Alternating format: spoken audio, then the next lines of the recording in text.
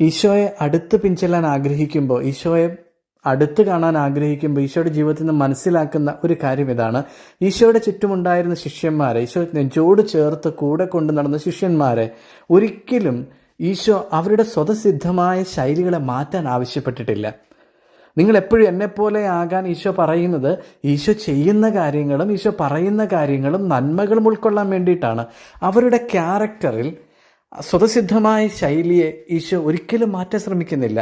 എടുത്തുചാട്ടക്കാരനായ പത്രോസിനെ ഈശോ പലപ്പോഴും ശാസിക്കുന്നുണ്ട്, പലപ്പോഴും കാര്യങ്ങൾ പറഞ്ഞു കൊടുക്കുന്നുണ്ട്.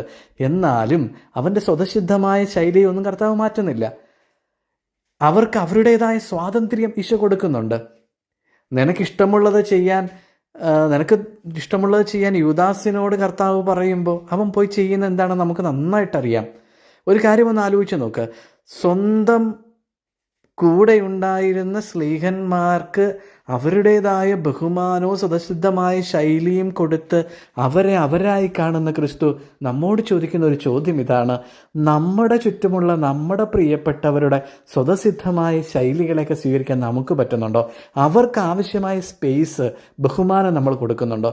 അതോ നമ്മൾ ആഗ്രഹിക്കുന്നത് നമ്മുടെ ചുറ്റുമുള്ളവരെല്ലാം ഞാൻ പറയുന്ന പോലെ കേൾക്കണം, എൻ്റെ ജീവിത പങ്കാളി ഞാൻ ചിന്തിക്കുന്ന പോലെ ആയിരിക്കണം, എൻ്റെ മക്കൾ ഞാൻ ചിന്തിക്കുന്ന പോലെ വളരണം, അങ്ങനെയാണോ നമ്മൾ ചിന്തിക്കുന്നത്? അപ്പോൾ ഈശോ ഇന്ന് നമ്മളോട് പറയുന്ന ഒരു കാര്യം ഇതാണ്: എൻ്റെ പ്രിയപ്പെട്ട മക്കളെ, നിങ്ങളുടെ എത്ര ബന്ധമെന്നായിക്കോട്ടെ, എത്ര സ്വന്തമെന്നായിക്കോട്ടെ, എല്ലാവർക്കും അവരുടേതായ വ്യക്തി സ്വാതന്ത്ര്യങ്ങളുണ്ട്, എല്ലാവർക്കും അവരുടേതായ ക്യാരക്ടേഴ്സ് ഉണ്ട്, സ്വതസിദ്ധമായ ശൈലികളുണ്ട്.